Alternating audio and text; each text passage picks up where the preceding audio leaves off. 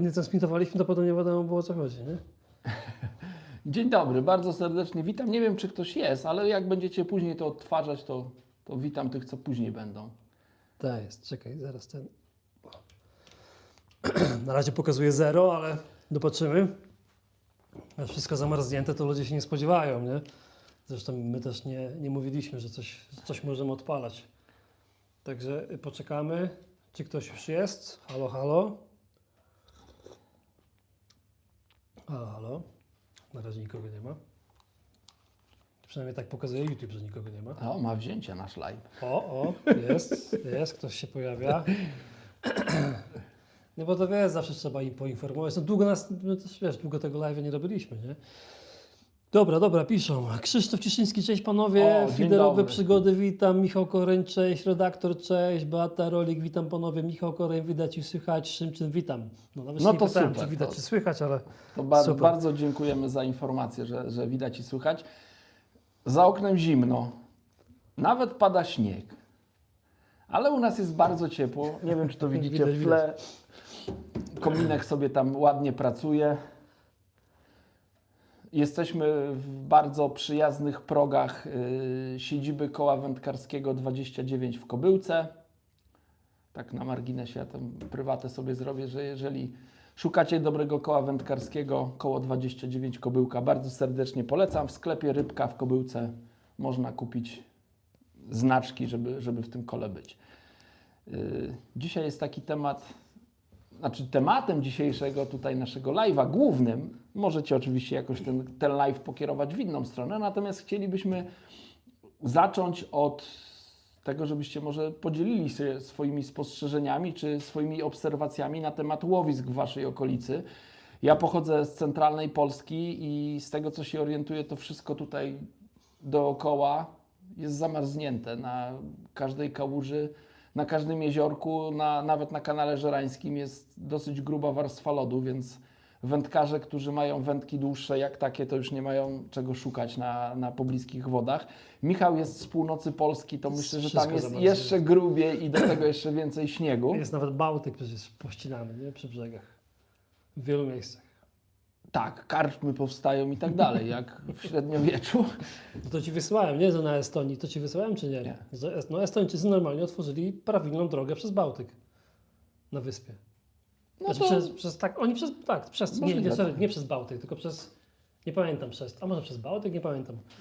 Otworzyli, normalnie jest droga, normalnie ze znakami, normalnie wiesz, jakieś, nie wiem, droga z pierwszeństwem, ruchy, no, ograniczenia prędkości. Normalnie jest otwarta droga do momentu, aż lód nie będzie pozwalał jeździć, nie? No dobra, to my aż tak spektakularnie niskich temperatur nie mamy, ale nie mamy możliwości wędkowania na feder, a już nie ukrywajmy, jesteśmy troszkę, ja przynajmniej jestem bardzo stęskniony za takim łowieniem. Michał też tutaj poza kamerą powiedział, że już się stęsknił też, żeby jakieś normalne wędki. powiedzmy normalne wędkowanie uskutecznić, mimo że on bardzo lubi łowić z lodu. Więc podzielcie się swoimi spostrzeżeniami, gdzie teraz łowicie, czy macie takie łowiska w swojej okolicy, gdzie nie ma lodu, gdzie można zarzucić koszyczek i jest szansa na złowienie ryby. Jasne, Nie właśnie wiem, czy mówcie. dużo zdradzę, przepraszam, że Ci jeszcze No, wchodzę w kurde. słowo, że być może takie miejsce wykorzystamy, żeby zrobić tam jakiegoś długiego live'a albo jakiś film nakręcić. Oczywiście jak sobie nie będziecie życzyć, to nie będziemy zdradzać tego łowiska, żeby... No ale generalnie w przyszłym tygodniu ogólnie chcieliśmy gdzieś wyruszyć nad wodę, bo już ma być temperatura taka, że przynajmniej będzie można łowić. Że szczytówka nie będzie Że zamarzała. szczytówka nie będzie zamarzała. I myśleliśmy właśnie, żeby gdzieś się w przyszłym tygodniu wybrać i odpalić dla Was mega live'a. Nie film jeszcze, ale właśnie mega live'a. Także jak coś macie, to piszcie. Awek siema, Radek, siemanko, dobrze Was widzieć. Michał Koryn, a już myślałem, że jesteście nad wodą. Nie, tak dobrze nie ma. Michał Rybaczek, cześć panowie, Prąd Rolnictwo, witam. Fiderowe przygody, właśnie oglądam teraz Pana odcinek Klenie w centrum. Tam też było fajnie. Klenie w centrum to w Tczewie? Tak, Prąd Rolnictwo to siedziba Prestona czy Koła? Siedziba Prestona to w UK jest. Na To wyspach. koło wędkarskie 29 w Kobyłce. Królwód.pl, hejka. Karol Włodaczek, witam panów. Harry, Poznań wita, wreszcie jesteś. No jesteśmy, ale dzisiaj powiedzmy na chwilę, myślę, że jakieś 40 minut i dłużej i będziemy spadać. Ja będę wracał do domu. Dzisiaj nagrywaliśmy takie, powiedzmy, no może nie pierdoły, bo to źle bym to nazwał, ale bardziej takie merytoryczne. Studyjne materiały. Tak, merytoryczne materiały, które będą do obejrzenia już w przyszły piątek, pierwszy odcinek. Filtrowe przygody i pozdrowienia spod Tłuszcza. Ciekawe, gdzie jest Tłuszcz. A Tłuszcz jest bardzo niedaleko stąd. Myślę, że z 30 km Tak? od nas. Pozdrawiamy. Kryks, zamarznięta Łódź pozdrawia. Centrum Polski. Pozdrawiamy. Kolibri, Gdańsk pozdrawia i śnieg pada -8. No ja muszę wracać w kierunku Gdańska. Jestem ciekawy, jak to po drodze będzie wyglądać. M. Radek, będzie zapis live? Będzie zachowany. Michał Koryń, na Kaszubach wszystko zamarznięte. U nas ostatnio na jeżdżę był wycielony lód i było 45 cm lodu. Ojejku. Masakra, nie? Ludzie przejadą 1 maja na Szczupaka i będą, wiesz, nie? No mam nadzieję, że nie, ale to 45 Będą kamieniami cm jeszcze to jest... rozbijać. Prodrolnictwo, zamarznięta cała siemianówka, nigdy tak nie było. No to, czyli Słuchajcie, cały czas mamy informacje, powiedzmy, z tej Tak, centralnej albo północnej części Słuchajcie, nie wiem, Polski. czy wiecie, ale Zalew Wiślany jest zamarznięty no, od dechy do dechy, nie? I to takim lodem, że ludzie sobie spacery robią. Na przykład z Fromborka do Krynicy, nie? Czy tam z Tortmiska do Krynicy przez Zalew. A trzeba sobie zdawać sprawę, jak ktoś sobie nie zdaje sprawy, że powiedzmy, jak jest Polska, no to Frombork czy Tolkmicko mówiłeś, to są tak jakby powiedzmy przy lądzie. Tak. Później jest Zalew Wiślany i na końcu Zalewu Wiślanego, tak? Jest, ty No mówisz to już taki cypel jakby, nie? Półwysep Helski, o tym Nie, mówisz? nie, to nie jest, to nie. To aż do tamtąd To jest nie dochodzą. Mierzeja Wiślana. Aha. Mierzeja Wiślana. Przez nie? Mieszeję Wiślaną przechodzą na drugą stronę. Tak. Znaczy no przechodzą do Mierzei. do nie? Mierzei. No, to jest masakra. Marcin J2O, witam panowie, bardzo miła niespodzianka w ten zimowy dzień. Kacper Bystrek, dzień dobry panie Adamie. Dzień Beata dobry. Rolik, w Danii też wszystko skute lodem, 16 lat nie było takiej zimy Danii. Król Wód.pl, pewnie byłeś w Częstochowie na łowisku specjalnym Okoń, obok jest drugi zbiornik tak zwany ciepły, który nie zamarza, tylko fragmentami przy bardzo dużych mrozach. Rolnictwo, zamarznięto cała siemianówka, a to już było. Jaki pan Adam ma zegarek? Takie jest pytanie. Słuchajcie, to jest bardzo dobre pytanie. Ja go zdejmę. Jak będzie oglądała moja żona, ona czasami ogląda, albo mój syn, jak będą oglądać, to będą pękać ze śmiechu. Zresztą wy też będziecie pękać. Ja jestem fanem naprawdę bardzo prostych rozwiązań i moje dotychczasowe zegarki, po prostu ja z zegarka korzystam, pokazuje mi godzinę. Dobrze, jak ma podświetloną tą główną część, żebym w nocy ewentualnie mógł zerknąć, jak gdzieś jestem na wyjeździe, która jest godzina. No i dobrze, jak ma stoper. Nic więcej w zegarku mnie nie interesuje, więc mnie żadne tam śledzenie, liczenie kroków, odbieranie telefonów, takie coś to mnie w ogóle nie interesuje. I ciężko było kupić taki zegarek i na takim, jak to się nazywa, profil aukcyjny na Dalekim Wschodzie, chiński, i tam kupiłem zegarek. Zobaczcie, wyświetlacz, jakie duże cyferki, więc ja już mam dosyć słaby wzrok, ale z daleka widzę, łowię ryby, bardzo dobrze widzę. 3 zł za niego dałem. Także To jest dobra cena. taka ciekawostka, zwykły, prosty. Nie wiem, czy coś tańszego i prostszego można znaleźć. Jest wodoodporny, można go wrzucić do wody, więc ja się tym nie przejmuję. Nie jest piękny może, ale tak jak dobre samochody, one nie muszą być piękne, jak mają zadania do spełnienia. W ten sposób do tego podchodzę. Słuchajcie, jest nas ponad 60 już osób, a tylko 4 łapki w górę, także tam dobijajcie trochę. Zegarek ich na pewno tutaj, jak już przestaną się trzymać za brzuchy, to może ktoś naciśnie. Biały 144, Adam na lód leć, a nie tam koszyk. Ty nie lubisz w ogóle, nie? Ty Nie, wiecie co? w ogóle To łowiłeś? nie to, że nie lubię. Ja miałem takie etapy w swoim życiu, jak byłem bardzo młodym wędkarzem, to dla mnie każda forma wędkowania, czy łowiłem na spławik, czy na spinning, czy właśnie z lodu, to ja uwielbiałem takie łowienie. Oby być na rybach, oby mieć kontakt z wodą, z rybami, to byłem zwariowany na tym punkcie. Natomiast w pewnym momencie odkryłem narciarstwo.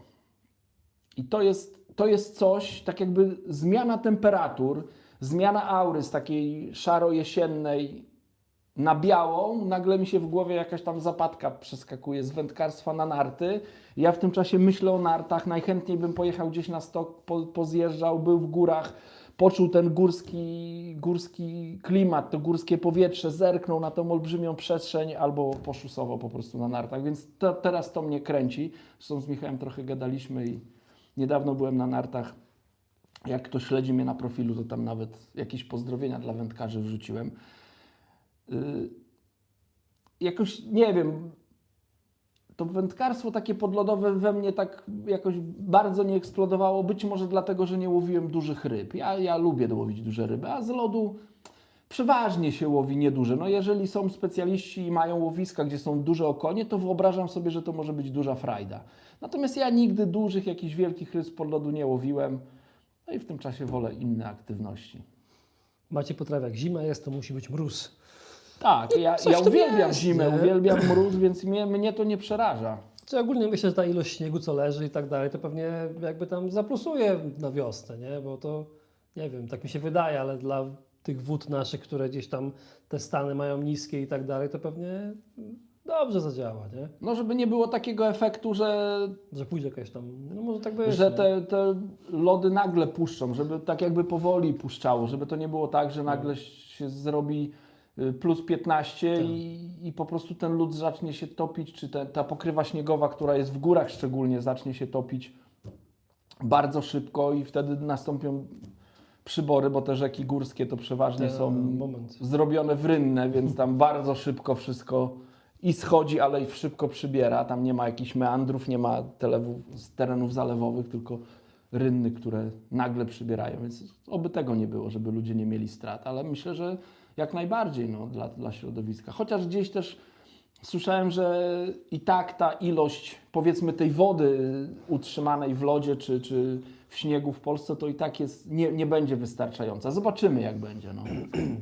Na pewno wiele też łowisk, to co gadaliśmy, Michał, ucierpi na przydłuższy, Tak, nie? tak, U mnie że- jest sporo naprawdę tych Więc miejsc, jeśli gdzie macie to- gdzieś jakieś lokalne łowiska, na których lubicie łowić i no, nikt się tym nie zajmuje, to nieraz trzeba wziąć sprawy w swoje ręce, wykręcić świdrem dziury, czy nawet wyciąć Nie, dziurę to wyciąć, w lodzie. wyciąć. Czy nawet oznaczyć, no obowiązkowo trzeba to oznaczyć, no bo ludzie wchodzą na ten lód, więc trzeba jakieś tam pachołki wbić, taśmą otaśmować, żeby ktoś tam w ten otwór nie wpadł i no, krzywdy sobie nie zrobił. Ludzie, pamiętam, kiedyś jakieś tam, nie wiem, słomę wkładali, Tak, żeby tak. ten otwór szybko nie przemarzał. Powiedzmy, żeby trochę tlenu do tej wody wpuścić, no bo te ryby, jak woda jest przykryta pokrywą lodową, no mają ograniczoną ilość tlenu w tej wodzie, więc ryby cały czas ten tlen zużywają, a nowego tlenu w tej wodzie nie przybywa.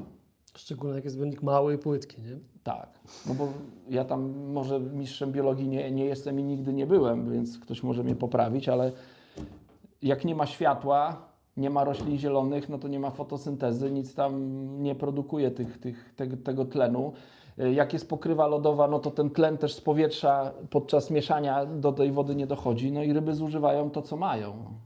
No Ja tak też jakby właśnie kogoś zamknąć w piwnicy z ograniczoną racją żywności. No, Ja też gdzieś czytałem właśnie, że żeby to był sam lód przezroczysty, bez śniegu, to ponoć by było lepiej z tym tlenem, pewnie przez to słońce, nie? Ale właśnie jak jest przykryty jeszcze śniegiem i jest tam ciemno, no to wtedy właśnie jest źle. Siwy Fider, zapraszam na sobotę do Wrocławia na lód w zeszłą środę Leszcz 58, 64, kilka mniejszych i 5 zostawionych. Pozwolenia na nosek ogarniemy. No taki lechon z lodu, nie? To zabawa przednia. no ale gratuluję Ci, Tak. piękne ryby, gratuluję rzeczywiście, ale nie wyrobimy się. Nie będę nadal też na lód. Wiecie, z tym lodem jest tak, myśmy zrobili 2 filmy na Prestona, takie próbne z tym lodem i odzew jest średni, więc myślę, że po prostu nasza widownia też nie jest za bardzo podlodowa. Kasper Bystrek, lubuskie też zamarznięte po 30 cm, miejscami koło 40. Jestem ciekawy, kto w końcu napisze, gdzie to jest zamarznięte. ale to jest ciekawe, że lubuskie jest zamarznięte, bo ja mam znajomych właśnie na tej zachodniej, powiedzmy, ścianie naszej i to było nieraz tak, że oni narzekali, że lubią na przykład na lodzie łowić, ale nie ma za bardzo kiedy na lodzie łowić. Ale No lubuskie bo to nie lisz, tak? Czy nie? Czy nie, lubuskie to jest, nie wiem, Zielona Góra czy okej, Gorzów, tamta okej. powiedzmy, nie wiem czy Gorzów, no Gorzów chyba No też wiem, lubuskim wiem, jest. no. No. Lewa strona Polski, ta powiedzmy przygraniczna, no to tam była duża różnica, że na przykład, nie wiem, no, wschodnia ściana zamarznięta, śnieżna, No tam nie. a bliżej właśnie Niemiec, no to już tam lekkie plusy i tam problemy. Tak jak w Nowej Soli byliśmy, no to też lubuskie będzie. Marcin, panowie, widzimy się w tym roku na Rybomanii, bo patrzyłem wystawców i nigdzie nie ma stanowiska Prestona. Marcin, nie widzimy się, nie będzie Prestona na Rybomanii w tym roku. Siwy Fider, o płotkach nie wspomnę, kilkadziesiąt. To baw się, siwy, baw, no baw. Kurde, ja tyle słoików nie mam. Dopóki O, może. ile to octu, Ale panie, ile gdzieś, to octu ja gdzieś widziałem, na Facebooku mi się wyświetlił film właśnie, jaka rolka siwego, no to był taki lechon, taki wiesz. No super, to gratuluję. Ja nigdy takiego z lodu nie złowiłem. Ja myślę, że jak ja bym takiego 40 cm z lodu złowił, to już by było taniec radości. Rafał Karolewski, cześć panowie, we Wrocku powoli odra od Marza, więc powoli można się szykować do wypadów z fiderem. Pozdrawiam ze śnieżnego Wrocławia. Michał, i to jest pomysł, bo tam Odra, mimo że tam we Wrocławiu bardzo mocno nie płynie, ale jakiś ruch jest. Nie wiem, czy tam barki na wszystkich odcinkach są, ale jak się zrobią rzeczywiście plusy, to ta Odra może puścić. No rzeki pewnie szybciej puszczą, no, tak czy siak. Rolnictwo. Kupiłem teraz wędkę Tubertini Atraxa, jaką mam polecę na metodę oraz na klasyka z marki Preston do kwoty 400 zł za wędkę. Temat taki dosyć rozbudowany. Zacznę od metody, bo tutaj będzie prościej. Nie wiem, na jakich odległościach Pan łowi, natomiast no, do 400 zł myślę, że z serii Dura Carp do metody na 100% coś się znajdzie. Tam jest 9, 10, 11 i nie wiem, czy nie 12-stopowe wędzisko. Myślę, że takie 11-stopowe, czyli 3,35, ono chyba jest do 50 gramów wyrzutu. Myślę, że będzie świetne do metody, także Dura Carp i to myślę, że to za 250 nawet, pewnie ze 300 zł można kupić taką wędkę. Ewentualnie według mnie najfajniejsze wędki z serii, znaczy w ofercie Prestona do metody, czyli seria Monster X. Na promocji być może za te 400 można kupić, a tak to kosztują niewiele więcej, około 500 zł pewnie kosztują te Monster Xy. Więc jeśli chodzi o klasyka, seria Inspire, pytanie tylko do jakiego łowienia, czy blisko brzegu, czy na średnim dystansie, czy na większym dystansie, czy na rzekach. No to wtedy w zależności od rodzaju łowiska w serii Inspire są wędki 3,20, 3,40 do łowienia, powiedzmy do tego 20-40 metra. Wędka 3,60 taka bardzo uniwersalna, ale też bardzo mocne wędki 3,80 i chyba 4-metrowy kij to już takie dystansowe albo rzeczne kije, więc te serie polecam. Robert Papuziński, pozdrawiam, też mam taki zegarek z temu. Pozdrawiam. Królwód.pl. W zeszłym tygodniu byłem na tym zbiorniku huty, zero lodu, a na innych po 30 cm. Polecam zwykłe PZW, leszcze, płotki, czasem karasie, liny, karpiki. Fajne miejsce do sportowego łowienia.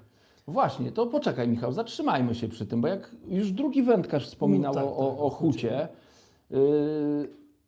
akurat ja, nie wiem, ty byłeś kiedyś tam, byłeś z Maćkiem jakiś materiał. Ja wiele razy nie łowiłem na hucie, natomiast ja wiem, o czym mowa jest, bo tam jest, te dwa zbiorniki są przedzielone groblą i ten zbiornik bliżej tej huty chyba, nie wiem, tych powiedzmy fabrycznych takich budynków, no to on rzeczywiście wyglądał inaczej. Tam też wędkarze mówili, że jest ciepła woda. Napiszcie, jakie tam ryby najczęściej się łowi. Czy są takie piękne leszcze, czy takie piękne karpie właśnie, jak na tym powiedzmy zimnym zbiorniku, czy na tym ciepłym też takie ryby się łowi. I czy jest dojazd na przykład samochodem, czy na ten zbiornik właśnie, do którego jest wpuszczana ta cieplejsza woda, czy tam tylko z tej grobli się łowi i tam wózkiem trzeba dojeżdżać? Michał Koreń, czy to prawda, że tak długa zima i utrzymująca się pokrywa lodowa na jeziorze negatywnie wpływają na ryby? Chodzi o ograniczony dostęp tlenu. Tak, na 100%. No na pewno, 100%. nie? To, co gadaliśmy tutaj kilka minut wcześniej. No. Raz, że tlenu, a dwa, no niestety, ale też jak jest gruby lód i długi lód, no to coraz częściej się widzi niestety wędkarza na wiaderku i naokoło milion ryb rozwalonych, nie? Bo wszystko, co wyjeżdża, no to naprawdę ciężko, żeby... Ja ostatnio spacerowałem sobie po Nogacie, byłem sam na wodzie i idę, nikogo nie ma, nie? I trafiłem na miejsce, gdzie były 3 dziury już zamarznięte, nie wiem, pewnie może z wczoraj, przedwczoraj i leżało z 15 koni na lodzie. Dlaczego? Nikt tego, rozumiesz, nawet nikt tego nie zabrał, wiesz o co chodzi, tylko złowili, wywalili na lód i poszli, nie? Po co? I to nie było okonki, tylko takie, wiesz, normalne okonie, nie? Tam po 20 parę centymetrów, nie? Z 15 tak leżało. No nie mów mi takich No, rzeczy. ale aż mi wiesz, co tak przykro chodzi, się nie? No robi, jakby no, w ogóle bez sensu. Znaczy ja sobie myślę, że te okonie docelowo gdzieś tam nie zginą w środowisku, Znaczy, no bo no wiadomo, przylecą ptaki tak, jakieś... przyleci zje, ja to rozumiem, ale mówię, że No bez sensu, Po to jest co, zachowanie bez sensu absolutnie, bez żadnej wyobraźni. No. feederowe przygody. Kiedy jakieś nowe podcasty miło się słucha przed snem? W piątek podcast z Patrycją. O, Marek, Adam, super zegarki, najlepsze, najprostsze. Najlepsze są najprostsze. no ja tak do tego podchodzę. No, wiem, że wielu może się ze mną nie zgodzić, ale ja takie mam podejście. Radosawiwaszko. Cześć panowie, Odra, okolice Głogowa już na opartego da radę, ale często jeszcze płyną kry. Odra, okolice Głogowa, ty chciałeś do portu w Głogowie. Ale nie więc za jak, późno- no, czy to jest jak za późno, Odra nie? tam puszcza, no to przypuszczam, że w porcie w Głogowie też tam Ale czy będzie. to nie jest za późno na płocie? Nie, myślę, że nie. No kiedy my byliśmy... No tak, ale mówili, że lepiej było wcześniej. No wiesz, lepiej. No to nie będziemy polować na 10 czterdziestek, tylko na jedną dorodną czterdziesteczkę. No tak. Marian Migalski. Do Grudziądza płyną lodołamacze po Wiśle, jednak lód na jeziorach jeszcze ma moc. Hary, Wielkopolska pod lodem, a o tyłek trzeba dbać w moim wieku. U nas woda otwarta to tylko ciepłe kanały Konina i Ślesina. Ślesina? Szczecina. Tam zawsze można było połowić zimą. Przepraszam, oczywiście, obydwu pozdrawiam. Pozdrawiamy, dziękujemy za informację. Ryby Papuziński. W tym roku nie jadę na rybomanie, bo Adama nie będzie. Ojejku. Dariusz Czernik. Jak musisz mieć takie duże cyfry na zegarku, to jak wiążesz przypony?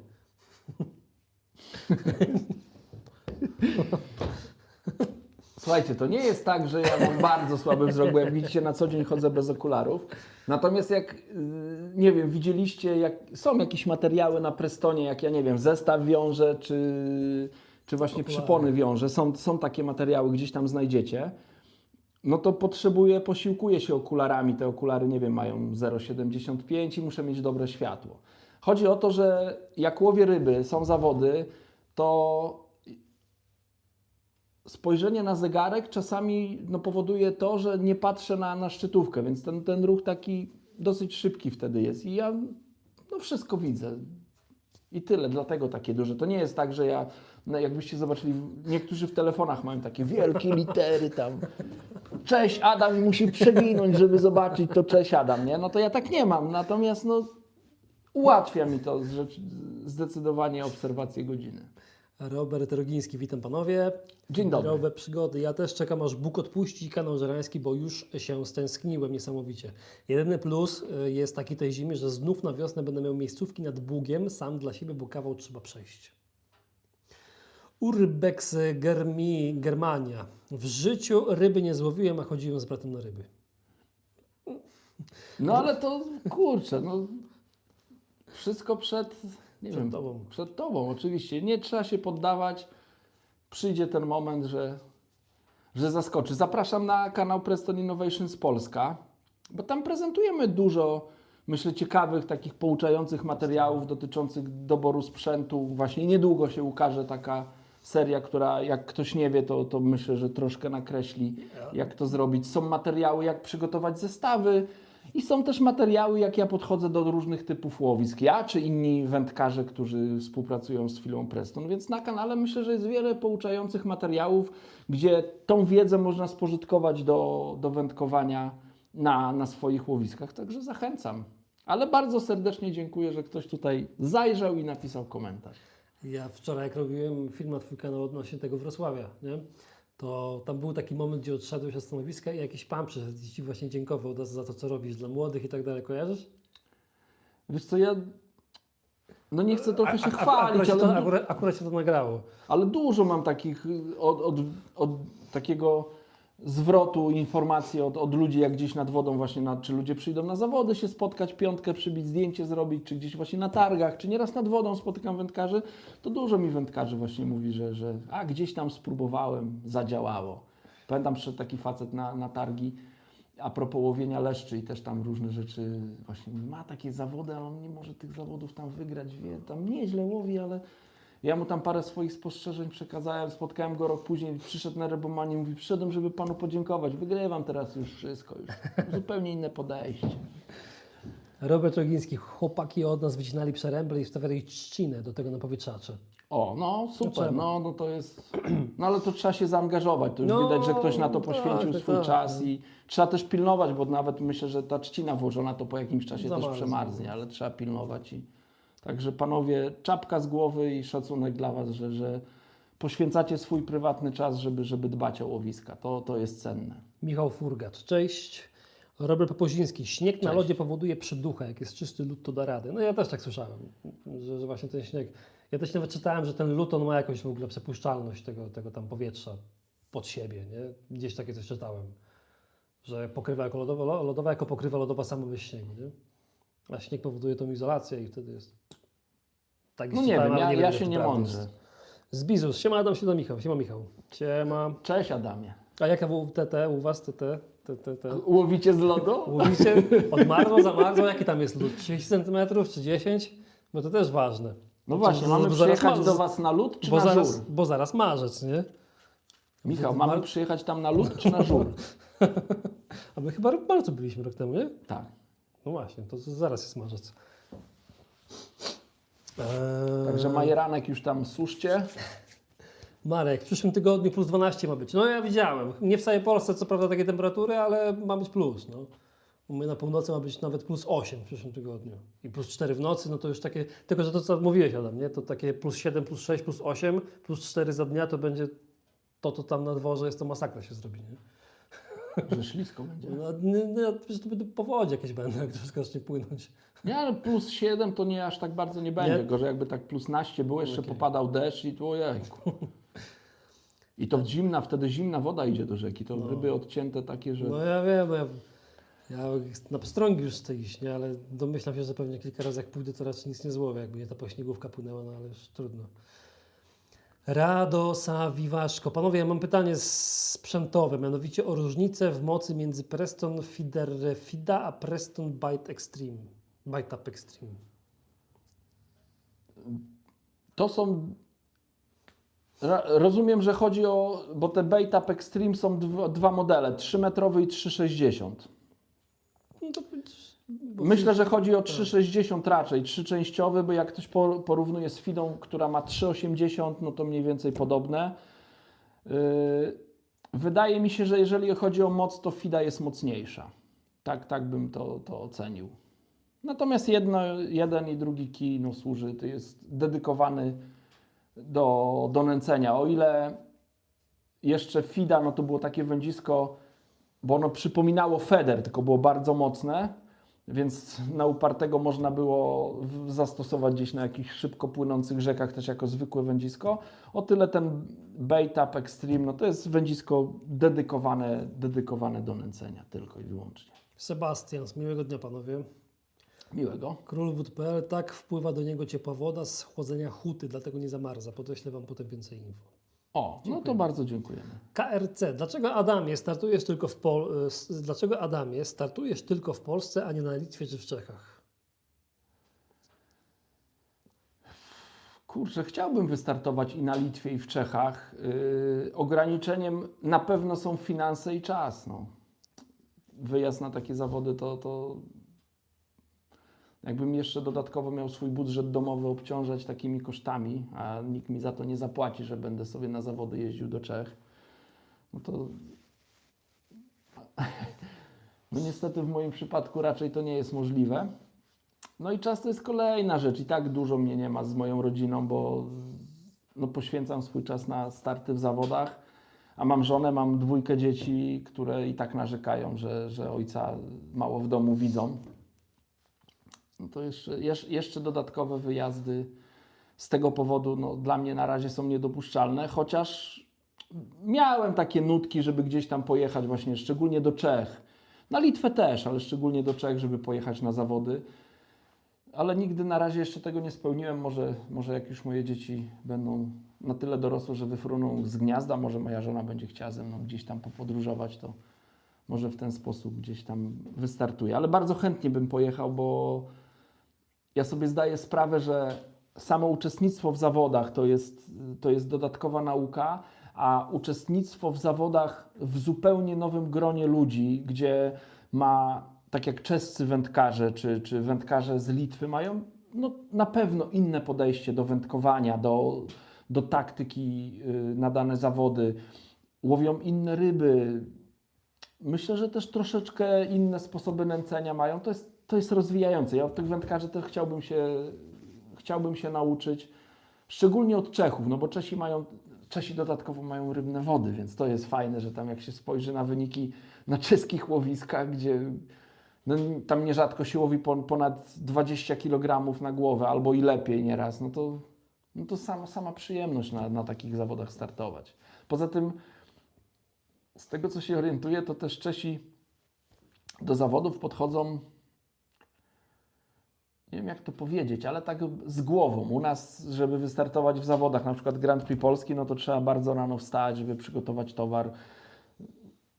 O 7 często jest wejście na stanowisko już, czy tam o 8 jest wejście na stanowisko. O 8 to chyba rzadko, o 7 przeważnie. Natomiast w Czechach, jak oni zaczynają zawody o 12 czy o 13, no to oni tam rano się chłop wyśpi, rano się jeszcze z kolegami napije czeskiego piwa. Jest czas, żeby przygotować cały towar do wędkowania. Takie to wędkowanie jest niespieszne, więc myślę, że to też jest fajna forma. Kiedyś może spróbuję, ale na razie finanse i czas mnie ograniczają. Krzysztof Jarzemski, cześć. Los Blancos. Cześć, mam pytanie dotyczące kubka Preston. Czy mój model jest wadliwy? Czy ten przycisk zwalniający blokadę trzeba cały czas trzymać wciśnięty, żeby się napić? Czy powinien kliknąć i się blokować? Nie, z tego co kojarzę, trzeba trzymać. Żeby Trzeba cały czas trzymać. Cały czas trzeba trzymać. Maciej- To nie jest wadliwe. Tak. Ja też tak mam. Ten typ tak ma. Maciej Potrawek, będziecie na Rybomanii? Nie będziemy. Edge Deads. Nie miałem okazji spotkać pana Adama na żywo, ale na pewno bym podziękował za porady na filmach. Widać efekty na wypadach, stosując się do zaleceń mistrza. Bardzo serdecznie dziękuję i zachęcam do dalszej aktywności na kanale Prestona. Myślę, że cały czas będą nowe tematy, no bo ja cały czas też się uczę. Ja trochę jak nasz prezydent, powiedzmy. Cały czas się uczę. Michał Furasz. Miałeś kiedyś mniejszy czy większy kontakt z wędkarstwem muchowym?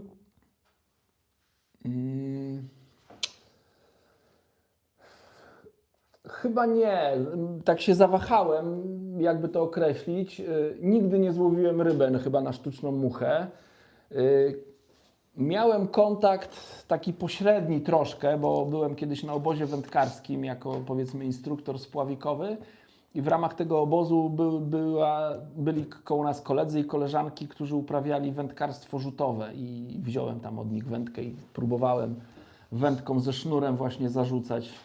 No to jedyną taką styczność miałem, gdzie oni mnie tam uczyli, jak należy zarzucać muchówką, ale ryby żadnej nigdy nie złowiłem. Nad wodą z taką wędką nie byłem. Ja w tym roku chcę spróbować szczupaków na muchę. Z taką muchówką normalną na jesień. No trudno, co robić. Wiesz gdzie. Robert Rogiński. Temu panu, co szuka wędki, to zdecydowanie polecam poszukać promki na Monstera, ostatecznie kupić z drugiej ręki. Biały 144. W Pomorskim to chyba zawody zaplanowane na marzec będą przekładane wszystkie. No myślę, że w wielu rejonach Polski tak będzie. Krzysiek, od której trwa live, ile dnia straciłem? Krzysiek, 33 minuty, ale niedługo będziemy kończyć. Ale później ten live będzie Tak, będzie ten. Adrian Konieczny, witam panowie serdecznie. Dzień dobry. Michał Furacz, w takim otoczeniu brakuje tylko imadła i kręcenia much. No tak. Z Bizus, na DD nie ma wędkarstwa podlodowego, zamarzło 3/4 zbiornika, przyjdziecie, lód będzie do drinków. Ale jak 3/4 zbiornika tylko zamarzło, Ty, to biorąc też pod uwagę, nieźle. no nieźle, bo to duże, nie? Ale biorąc pod uwagę, jakie temperatury teraz mają być, to 2 dni. znaczy ale tak bezpiecznie pewnie będzie można, nie wiem, końcówka marca, początek kwietnia do nich uderzyć. UNFX. Adam, czytałeś zmiany w regulaminie filerowym na ten rok? Już możesz odmierzać się na kijkach przy zarzuconej wędce. To było możliwe do tej pory, tylko teraz To to z- zostało z- wprost z- napisane, śmieszne. więc tam nie było takiego zakazu, nie? Był zakaz, że trzeba wyciągnąć wędkę, jak się wychodzi ze stanowiska. Z tego, co ja się orientuję. No. Robert Papuziński. Adam, kiedy pierwsze zawody w tym roku? Pierwsze to chyba jakieś kołowe będę miał zawody właśnie w marcu i nie wiem właśnie jak one się odbędą, bo na razie to tutaj nie ma wody na takie zawody, więc tak naprawdę nie wiem. Nawet z Michałem sobie żartowałem, że chyba jedno z pierwszych moich wędkowań na Feder to będą Mistrzostwa Świata we Włoszech w kwietniu.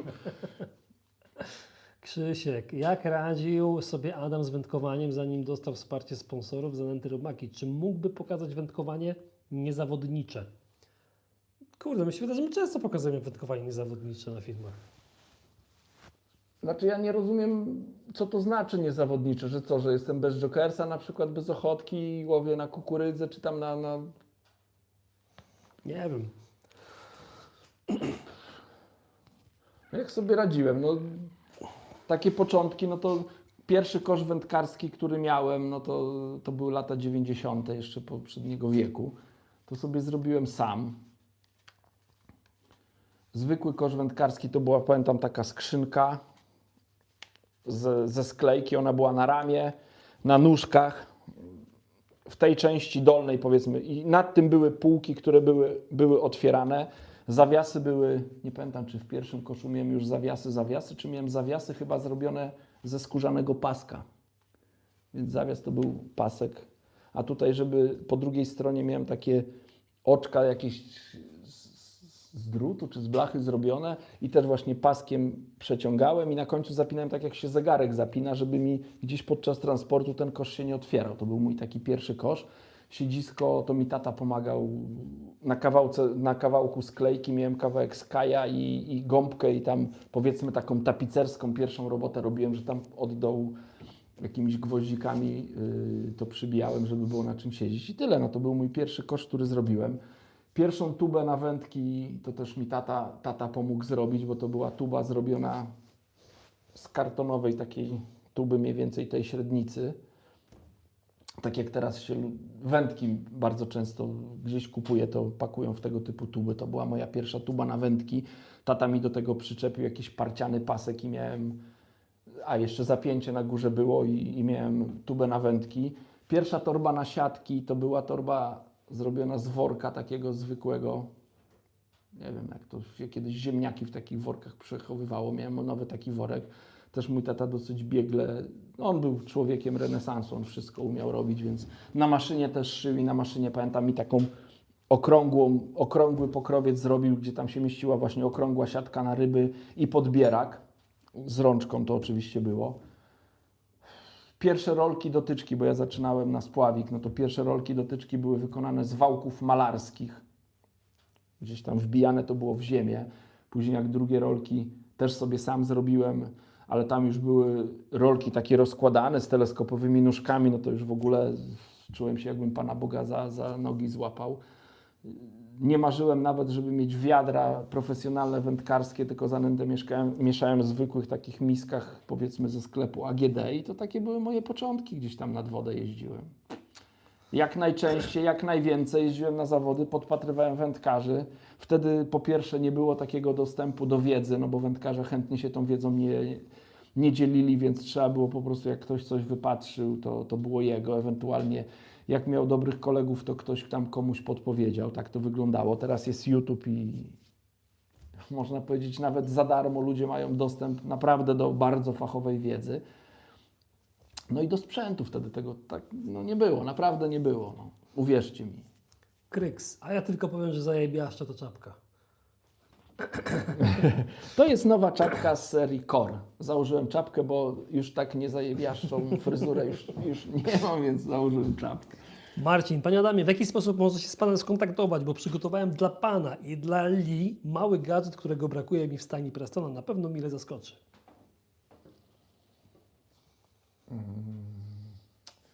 Na Facebooka pisz. No przez mojego Facebooka można się skontaktować. No. No, na Facebooku. Aleksandra Świercz albo Swiercz. Dzień dobry. Dzień dobry. Krzysztof Jarzemski. Panowie, boję się, że zanim ten lód mazowieckim odpuści, to będzie kwiecień. No ja myślę, że to jest bardzo prawdopodobne. Się już nie ma czego bać. zależy gdzie, no, wie, no rzeki typu tam, nie wiem, jakieś Wisła, Odra, i to pewnie szybciej puści, nie? Czy jakieś tam szybsze rzeki, jakaś, nie wiem, w kraj, te tematy, ale jakieś takie bardziej... Bzura. Tak, ale jakieś kanałowe tematy... Nie? Bulwar w Elblągu puści na pewno, no bo tam przy brzegach to już tego lodu nie ma, nie?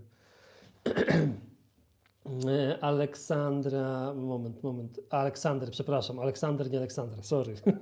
Nie wiem dlaczego Kurczę, przeczytałem. już się ucieszyłem, że jakaś dziewczynka, Sorry. znaczy pani jakaś weszła zagadać już. Szczerzewski, pamiętam te czasy, jeszcze stary bambus leży. Kurczę, wiecie, że ja nigdy bambusów nie miałem? Ja też nie. Ja Znaczy, miałem to jest za leszczynę, młody. a i później przyszedłem na wędziska już takie szklaki, powiedzmy, teleskopowe. Filtrowe przygody. Chciałbym zobaczyć pana Adama z wiosny wędrującego z fiderem zakleniem na Wiśle albo Odrze. Świetna przygoda była. Wędkarców wędrowne. Ale mamy tam kilka planów na ten rok i myślę, że jeszcze byłoby to fajne. Dwa pytanka ostatnie. Aleksander. Chciałbym w tym roku rozpocząć przygodę z zawodami wędkarskimi. Feeder, metod feeder. Jaką wędkę, model, długość mógłby pan polecić? Dobrze by było, gdybym nie musiał sprzedawać nerki. Jajku, grubo zabrzmiało.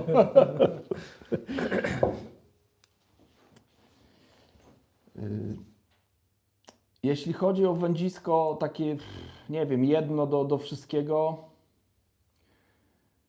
na zawody to chyba tak się nie da, no. Na zawodach ciężko. No można mieć jedną wędkę do wszystkiego, powiedzmy podczas takiego prywatnego łowienia, natomiast no, na zawodach tego się nie da zrobić.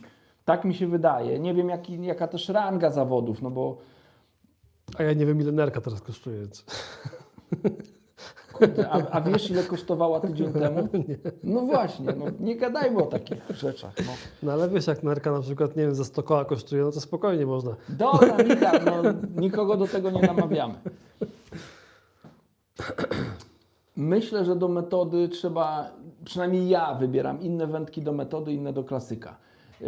Jeśli chodzi o wędziska do metody, to myślę, że najbardziej uniwersalnym wędziskiem, żeby łowić na metodę, na większości łowisk, tak bezpiecznie do 50 metra, no chyba, że ktoś łowi na łowiskach, gdzie trzeba dużo dalej zarzucać zestaw, ale taki jedno wędzisko, jak miałbym wybrać do łowienia na metodę i jest możliwość łowienia od brzegu do 50 metra, to bym wybrał, jeśli chodzi o wędziska budżetowe, Dura Carp 11 stóp.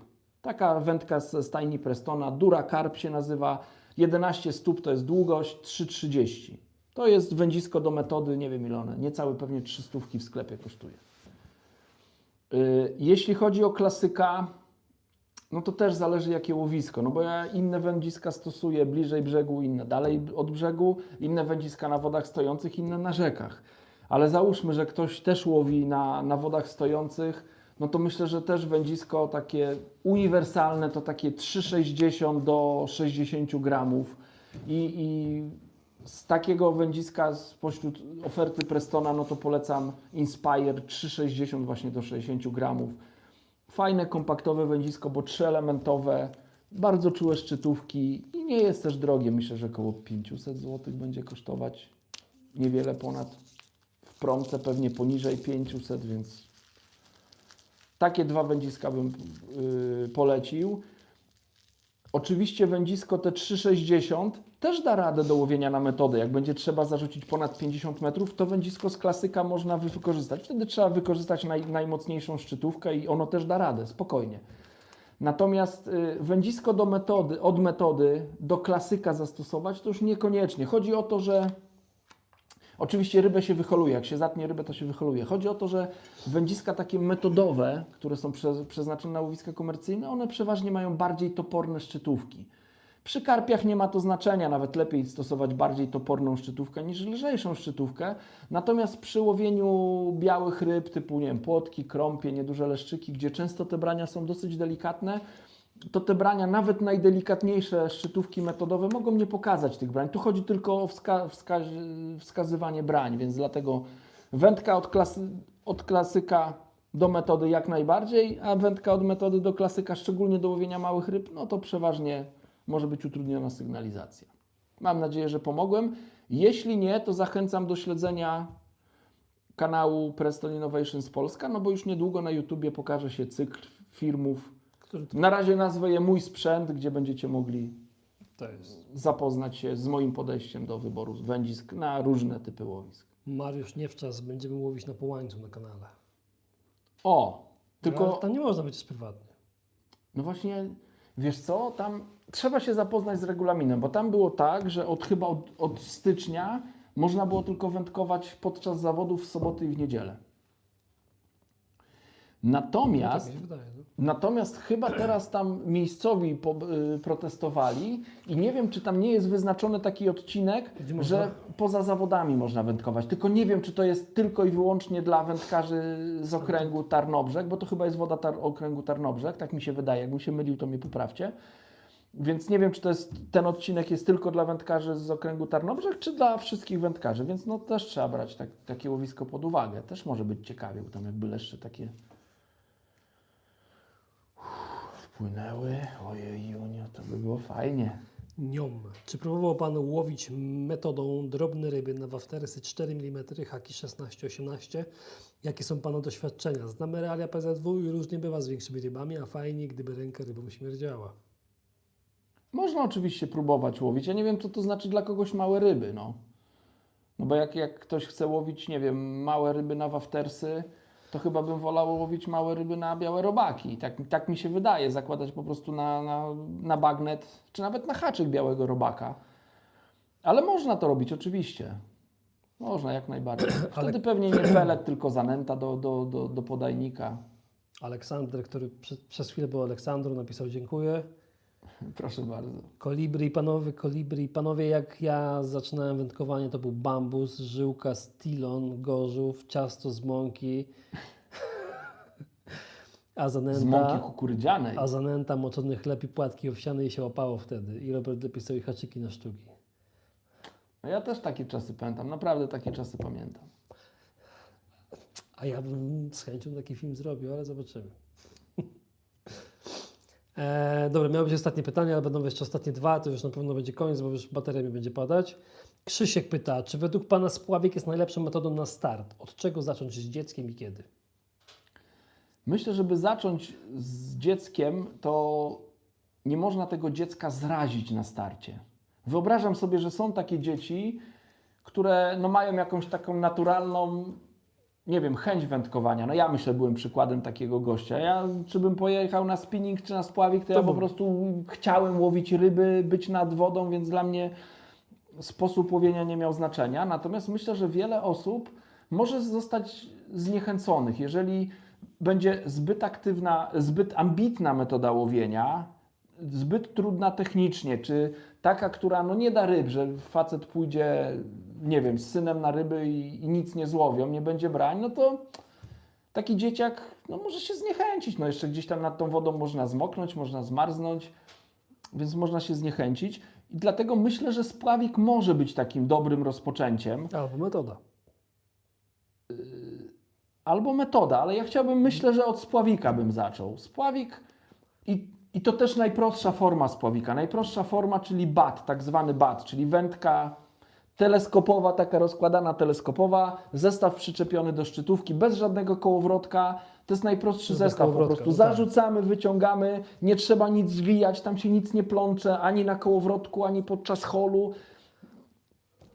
Batem zazwyczaj się łowi małe lub średnie ryby, które bardzo często no po prostu biorą. Jak są łowiska, gdzie są ukleje, wzdręgi, płotki, jakieś krąpiki, to są ryby, które poszukują pożywienia, one są mniej ostrożne, one występują najczęściej w ławicy, więc występuje konkurencja pokarmowa. One tam, to nie są duże leszcze, które tam, nie wiem, samotnie przypłyną, czy ze 2-3 sztuki przypłyną do łowiska i one wiele już w życiu widziały i każdej przynęcie się przyglądają, powiedzmy, z każdej strony, tylko taka mała rybka widzi żarcie w wodzie, to od razu jest ogień i jest branie, więc to powoduje, że brania są częste, dlatego no warto też przygotować odpowiedni sprzęt do łowienia takich ryb. Na przykład jak ktoś by chciał zacząć od uklei, to jest świetna szkoła wędkowania, no bo uczy zdolności manualnych, czyli uczy zarzucania, uczy oceny tego, co się dzieje z zestawem, oceny tego, kiedy jest branie, kiedy to branie należy zaciąć, jak tą rybę należy wyholować, później odhaczyć prawidłowo i sprawnie i szybko. Więc łowienie uklejek to jest bardzo fajny temat, żeby rozpocząć z dzieckiem. Jeżeli chcielibyście poznać takie, no myślę, że od podstawowych do takich informacji dla naprawdę no myślę profesjonalnych wędkarzy, zapraszam do mnie na kanał Adam Niemiec Fishing. Ja tam mam właśnie film dotyczący szybkościowego łowienia uklei. No i tam myślę znajdziecie informacje, jaki sprzęt, jakie spławiki, jakie haczyki, jakie przynęty, jakie nęcenie i tak dalej, aż do takich myślę smaczków, które docenią nawet wędkarze tacy powiedzmy ze światowego topu wędkarskiego. Tak mi się wydaje, że to jest tak przygotowany materiał.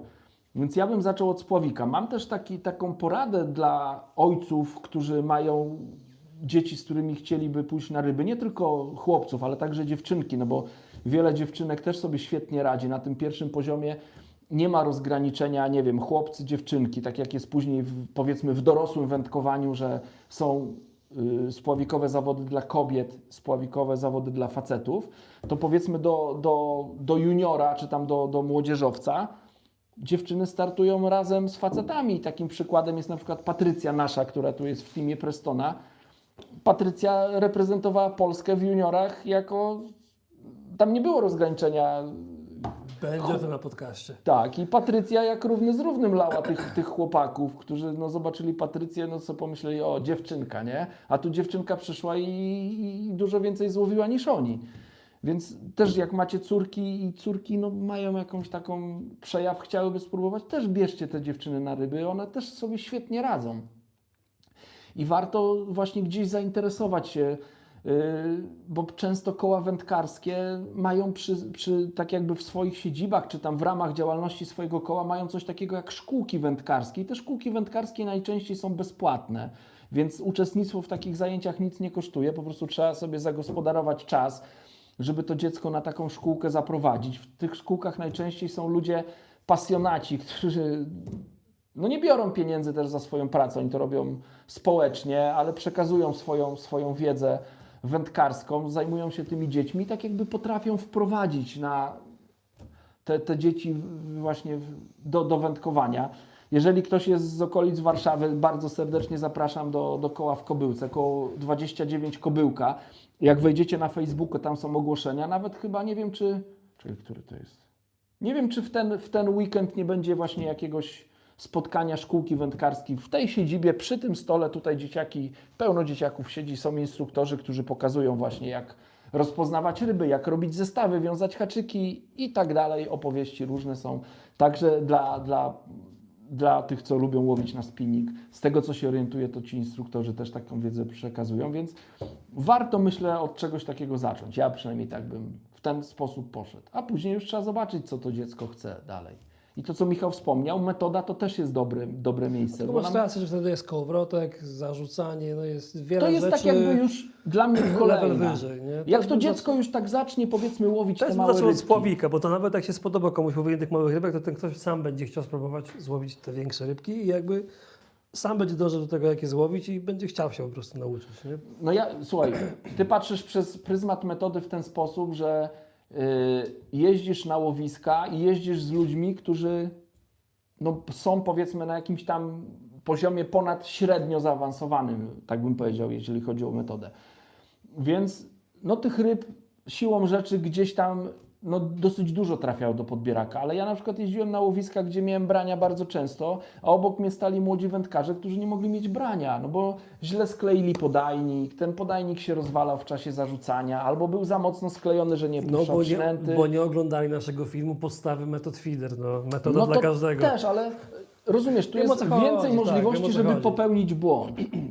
Też mieli problem z zarzucaniem, bo mieli źle nawiniętą żyłkę i tak dalej. Więc od małych rybek i tak stopniować myślę, że trzeba przyjemności. No i to będzie już nasze ostatnie pytanie. Znaczy, tu jeszcze Krzysiek napisał, kiedy kolejny taki live. W przyszłym tygodniu postaramy się uruchomić mega live'a, ale to damy Wam znać odpowiednio wcześniej. Musimy znaleźć, znaczy inaczej, ja znalazłem coś, co płynie, czy chyba jeszcze płynie. Płynęło w każdym razie. I tam byśmy chcieli to zrobić, ale zobaczymy. Dobra, ostatnie pytanie. Wędkarz Fider pyta. Cześć, dostałem się do Grand Prix Polski na 2026 w Fiderze. Mam pytanie, jak sobie radzisz ze stresem na takiej rangi zawodach? Ja Nie mam chyba stresu na takich zawodach. A jak taki ktoś sobie może poradzić? Bo domyślam się, że jak pyta o stres, to będzie pewnie miał stres. Znaczy ja myślę, że nie trzeba o tym myśleć, że to są zawody. Ja to zawsze jak gdzieś z juniorami jeździłem na zawody i próbowałem ich zmotywować. No mówię, słuchajcie, no siadacie na stanowisku, patrzysz w prawo, patrzysz w lewo, no nie ma z kim przegrać. Nie no, śmieję się, oczywiście jest wielu świetnych wędkarzy, szczególnie w Grand Prix Polskim, no to są najwyższa klasa rozgrywkowa, więc naprawdę wędkarze są na bardzo wysokim poziomie, więc nie wiem, no trzeba z otwartą głową podchodzić, no na pewno nie trzeba się tam zawzinać i próbować udowodnić, że jest się lepszym od innych. Tak, no jak ja sobie wspomnę swoje pierwsze starty w Grand Prix Polski, nie wiem, ci co startują wiele lat to pamiętają, no to ja w pierwszym roku, gdyby nie pomoc Janusza Lange, to ja bym w ogóle wyleciał z Grand Prix Polski po pierwszym roku, no naprawdę, no to popełniałem takie błędy, że ledwo się w 50 utrzymałem, a teraz w ostatnim roku byłem drugi, w dwuletniej klasyfikacji też jestem drugi, więc no ten progres następuje, dlatego no, trzeba z otwartą głową nie stresować się tym. No, to,